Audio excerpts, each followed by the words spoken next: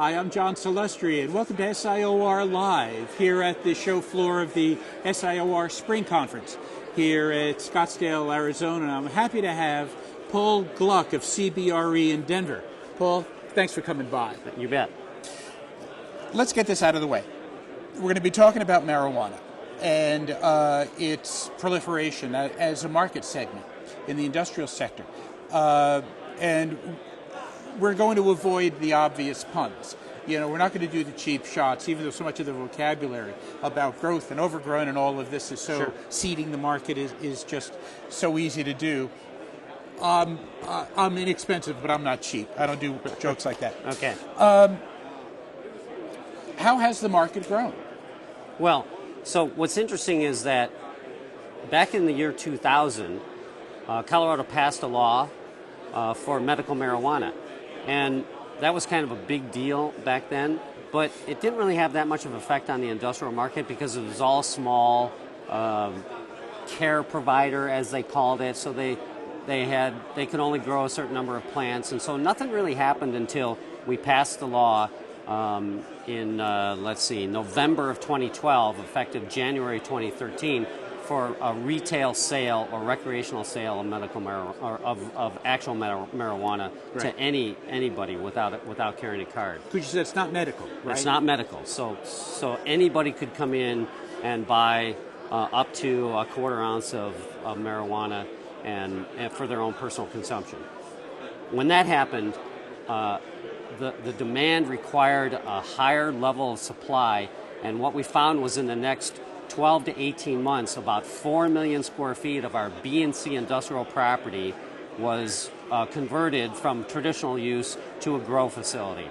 So the Denver market is about 250 million square feet, so 4 million is not a big number, you know, a little less right, than 2%, but still had an effect on the market. That's interesting. What does it look like in terms of pricing, and what's the demand that the growers are making? What do they expect from their facilities? That's a good question. So the demand for the grower is everything is done by grow lights. There's not much hydroponic or any of that sort of stuff. So huge amount of power to run the lighting, and then because the lighting creates all this heat, huge amount of HVAC to dissipate the heat. So so that requires a whole lot of power and a whole lot of HVAC. Yeah. So the first thing that sold were the buildings that had a lot of power and a lot of HVAC. And in our market, prior to this demand for these buildings, we were selling buildings at around $40 a foot. The price went from 40 to 55 pretty quickly, from 55 to 65 to 75 to 80, and in about a year's time frame, we went from 40 to 80 to sell a building. But here's the real key. The owners of those buildings were not the growers because they had huge capital costs to get in because they had to pay for the lighting and the HVAC upgrades and the power upgrades and all that sort of stuff. They couldn't really afford to buy the building themselves. Right. So we had investors that came in, buy the building and lease it to the growers. We would normally lease a building like that for around $5 a square foot. They were leasing the growers at $15 a square foot. Really? So let's say you own a building at 80, you're leasing it for 15. Now, those numbers kind of make sense. Yeah, yeah.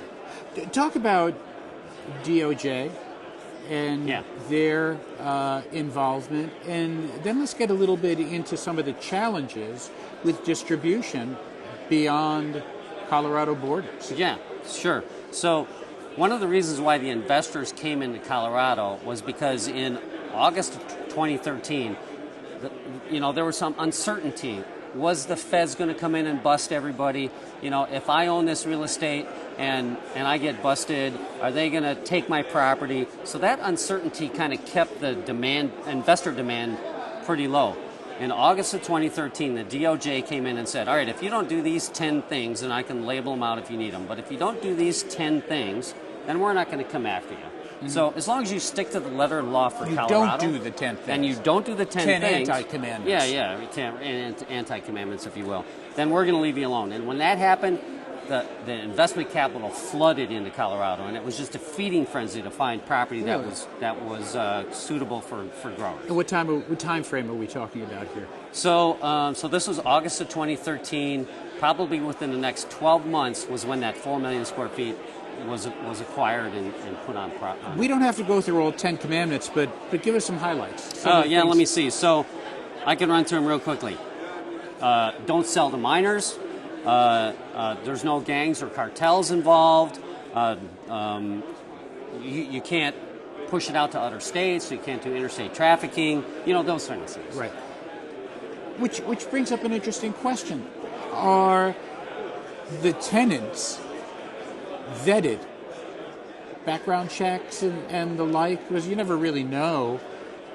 It's such a new user base, who they're really representing. So it's kind of a two-stage vetting process. In order for the grower or seller of marijuana to get a license, he has to be vetted by the state. So that's where that background checks and all that sort of stuff would come in. Right. But the more difficult thing is from a landlord is to qualify your prospect. And it's just like any other tenant. You want to make sure that he can pay the rent and he's got a good business model and all those sorts of things. But the biggest problem is it's such a large capital investment for a fledgling industry that you want to make sure that this guy really knows what he's doing. Right. At the beginning, we had a lot of stoners with a great idea, that really didn't have the business acumen or the capital to back them up. So it really took a while to figure out who was the, operator of choice that really knew what he was doing and had the capital to pay the rent. Right. Terrific. So let's fast forward. Last question. Let's fast forward a year. We're at the conference, wherever SIOR is going to be in spring of 16. How will the market have changed? Yes. So very good question, because this, like I said, this is a new market. So you know how new markets go. They kind of rise up really quickly. They kind of reach a saturation point. They level off a little bit. And then there's some consolidation, and some of the lesser operators start to fall out. And then you get some vacancy, and prices start to drop, and that sort of stuff. We're right at that point in Colorado. And here's why. When those buildings were sold in late 2013 and early 2014, it was taking about a year to get all the improvements done to the building. The power, the HVAC, and everything, to get the facility up for its first growth cycle. And then the growth cycles are a 90-day growth cycle. So we're just now having most of those, about half of those buildings now come completely online. So our full 4 million square feet is just now coming completely online. Interesting. Yeah, and so we're seeing is the market is overgrown. I'm going to throw that pun out there. After all my preamble there, I had to use it. Market is overgrown. Prices are starting to come down. Everything's starting to consolidate, and we're starting to see some of the lesser operators fail. So going forward? Next year, I think there's still going to be a fair amount of demand for this. The really good operators are going to start taking over some of these other properties that the lesser operators couldn't hold on to, and we're going to see some price settling.